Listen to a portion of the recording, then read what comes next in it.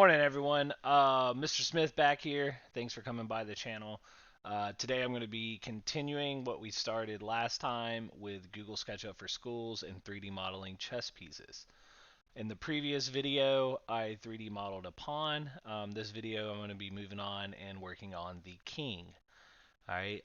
As I work through these tutorials, keep in mind that when we're finished, you're going to be designing your own chess pieces from scratch. So there's going to be more information coming about that in like the next week or so. All right, so let's go ahead and just hop onto it. All right, so the first thing I want you to do is I actually want you to go to Google SketchUp for Schools online. And then once you are there, I want you to track down the file we saved last time. I told y'all to save it as pawn chess piece, but we're actually going to do all of our pieces in the same file. So once you find the file, go ahead and click on it. And what you should see now is you have the pawn that we made last class.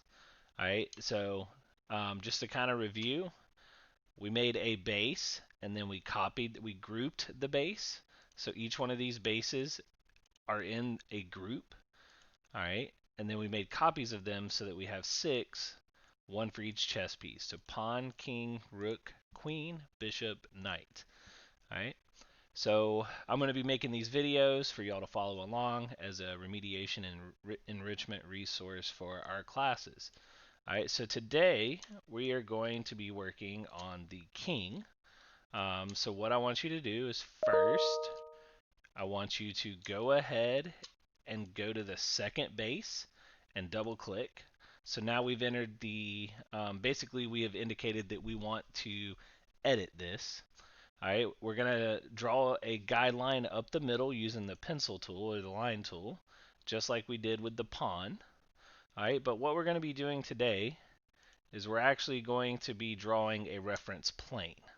All right, so if you've ever played chess, you know that the king is fairly bigger than the pawn. So I'm going to make mine about that tall. All right, so we are going to be drawing what's called a reference plane. All right, so we're going to draw basically a rectangle plane that's going to allow us to draw the shape of what we want our king to look like. All right, so I'm going to do that now.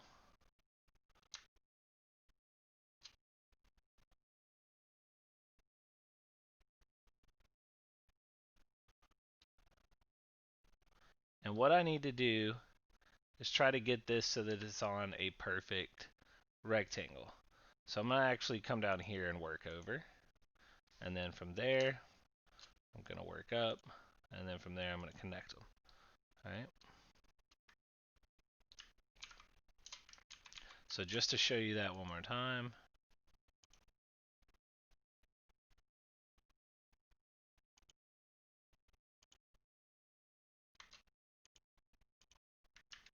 Oh, show you that one more time.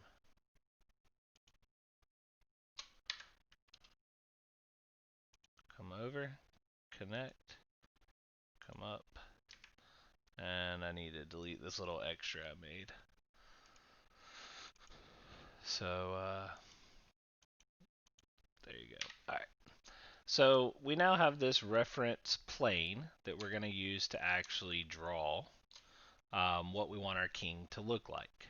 All right, again, in these videos, I don't really care about specific measurements. We're just designing chess pieces. So I'm just kind of eyeballing everything. So what I'm going to do now is I'm going to draw a line across just to give myself a nice starting point. And then from there, I'm just going to start drawing what I want my king to look like. So I've already kind of predetermined that I want mine to look like this. Alright, and just like we did with the pawn down here, we have this collar. So I'm going to go down here and on face, I'm going to add the collar. Alright, and now just like we did with the pawn, I need to add the arc So I'm going to go down here, click my 2 points. I can use this bottom line to kind of control it. If I zoom in, I can get even more control of it. So that probably looks good right there. All right, so at this point, I've kind of drawn my outline for my king chess piece. So I'm going to start using quick keyboard or quick shortcuts on the keyboard. So if I take my finger and click E, it'll change it to the eraser tool, so I don't have to keep going back over here to the left. All right, and I'm just going to quickly delete everything I don't need. All right, so there's my outline for my king. All right, and just like what we did with the pawn, we're now going to use the follow me tool to actually turn this 3D. So I'm going to go down here to this geometry. All right, I need to make sure the whole geometry is selected, but unfortunately it's only selecting half. So I'm going to hold down shift, so I'm going to click this, hold down shift, and make sure I have the other side clicked. All right, so the whole geometry is now clicked. Then I go over here to the push pull, I grab on the follow me tool, and I click my shape, and as you see, I'm going to do it again just to show you. I take my selector tool, I grab the first part of the circle, hold down shift, second part of the circle, click on the follow me, and then click it, and it'll go all the way around. All right, so now I've got kind of the base piece for my king chess piece. But there's no good king chess piece without its cross at the top. All right, so what I want to do now is I actually want to work on that cross. So I'm going to go grab my rectangle tool, and I'm going to come over here. All right, you'll notice that the rectangle tool right now is trying to start from the corner. If I look at the bottom down here, all right, it says hold down control to select center. So if I hold control, see, or not hold control, but press control, you'll see that now my rectangle has changed. Right now it's corner, I hit control, and now it wants to make the rectangle from the center. Alright, so I'm going to do that, and I'm just going to kind of eyeball it. I do want it to be a perfect square, so you need to make sure you have the diagonal lines going across. The blue diagonal line means it's going to be a perfect square. So right there. Right there would be good. Alright, so now that I've drawn that, I want to pull it up. So again, keyboard shortcuts. If you press P, it'll change you to push pull. So I didn't have to come over here and find it. I just press P. Now I have push pull. Alright, is that looking like a good height? I think I might want to go a little higher. Remember, we're just kind of eyeballing.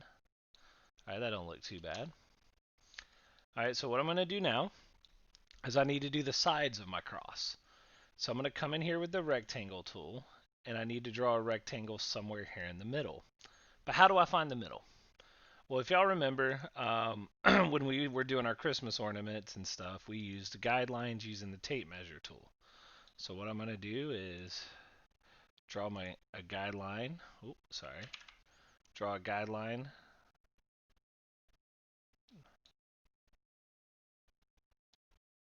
to the middle. Alright, it's not snapping for me. See if it'll snap. Okay, there's the middle of that one. Midpoint of that one. There it goes. Alright, so you gotta you kind of have to do this until you get, there it is, the midpoint. Alright.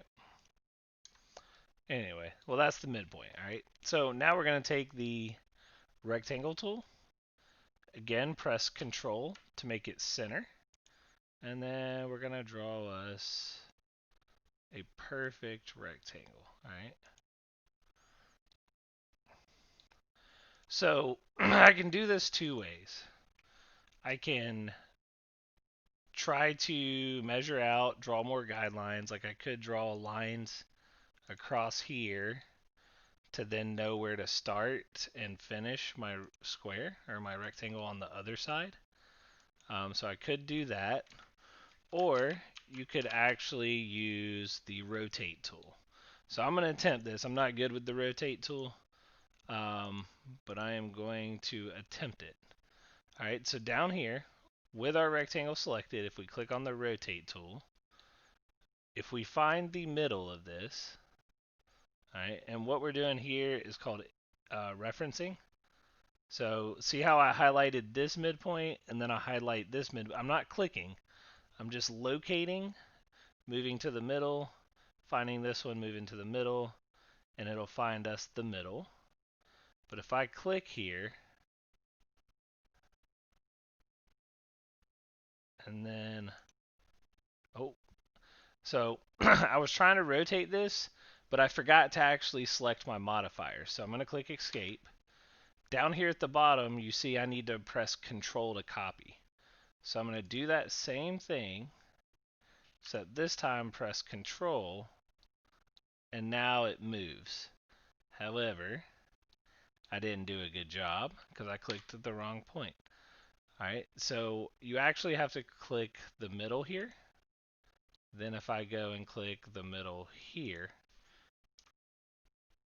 I can grab it and I can rotate it.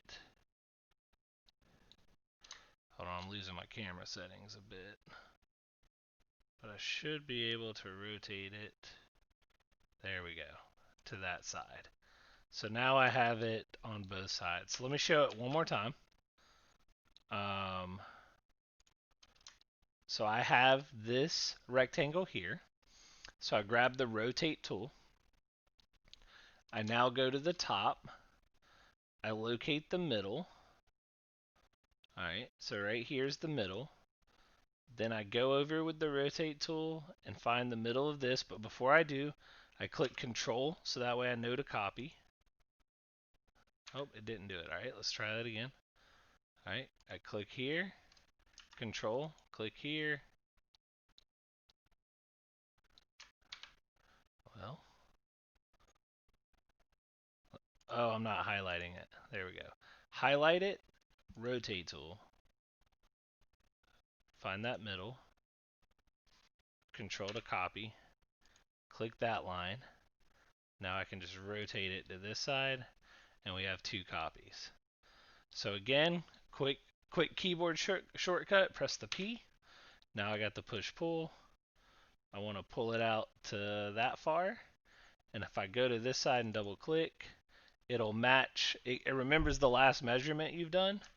Alright, so again, if I pull out this far, and I go to this side and I double click, it'll match up those two measurements.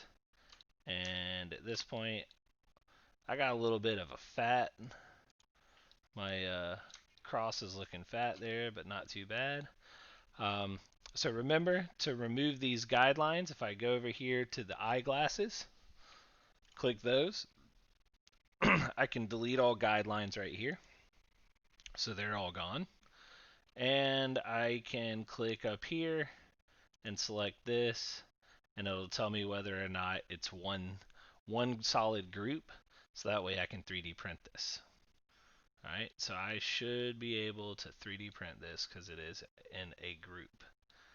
Alright, and that's it, guys. We have completed our chess, or our king chess piece, and in the next video I will be going over how to complete the rook. Alright, I hope y'all have a great day. Again, don't forget to subscribe, like, and share, and I will see you next time.